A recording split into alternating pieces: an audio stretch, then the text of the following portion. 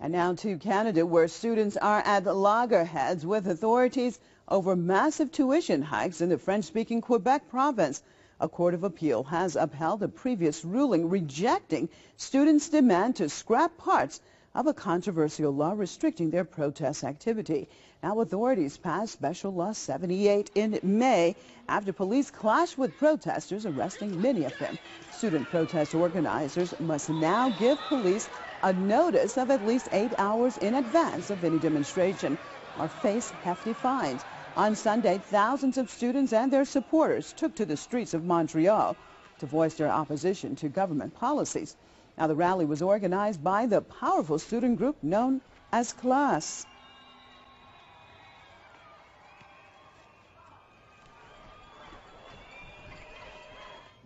Well, let's switch over to Calgary, joined by Press TV's correspondent Joshua Blakeney. Hi, Joshua. Tell us the latest on this situation.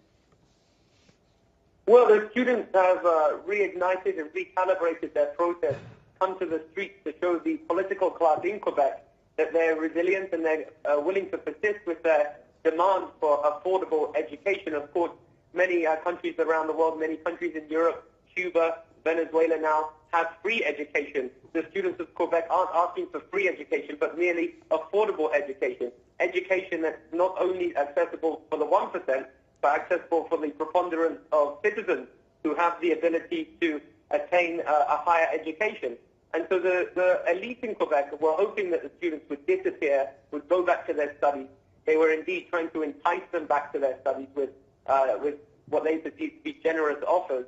And the students have scoffed at that and said that they're going to come back to the streets to demand what they were demanding several months ago, which is an end to these proposed hikes.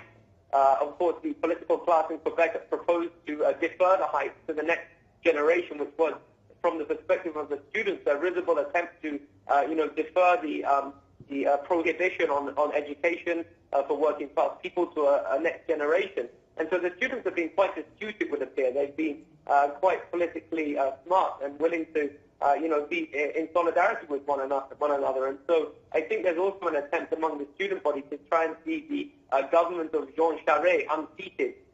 In recent weeks, the former chief of the Montreal police, an individual named Jacques Ducheneau, came out with quite inflammatory allegations that the Charest government and indeed the whole political class, the main political parties in Quebec, were complicit with the Mafia, with organized crime, which has led some critics to propose that the government of Quebec is willing to cozy up with organized crime, but is distancing itself from organized students.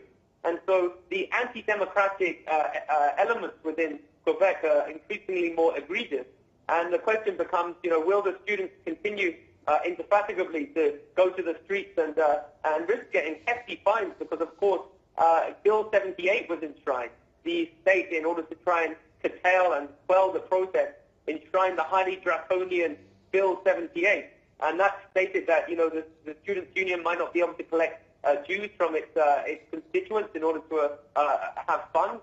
It declared that protests would be illegal. The student body would have to, practically come and plead with the state in order to be able to have a protest. Well, Joshua, does it seem like the students will continue with their protests, even though there have been obviously some harsh reactions? What's the feel that you get when you're talking to them? Well, the mood on the ground is, the spirits are high, because actually every protest practically in recent weeks and months has been declared illegal, at least since Bill 78 was enshrined in May. And so time and time again, the state is declaring a protest illegal, but it's very hard for them to really enforce that law when you have the kinds of numbers that we're seeing on the streets of Quebec. Hundreds of thousands of people. In many cities in Canada, it's hard to get 500 protesters out on the streets. But in Quebec, we see hundreds of thousands of people coming to the streets. And I think part of that is because the older generations in Quebec fought very hard for a kind of social democracy that was better than the rest of Canada.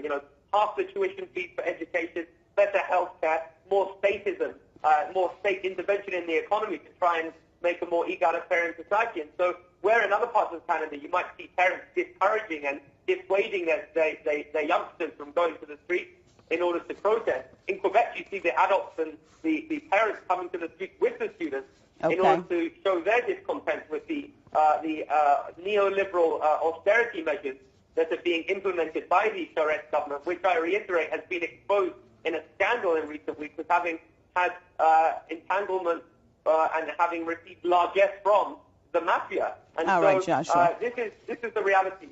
Okay, well, definitely a story we'll be keeping our eyes on right here at Press TV. Thanks so much, our correspondent in Calgary, Joshua Blakeney.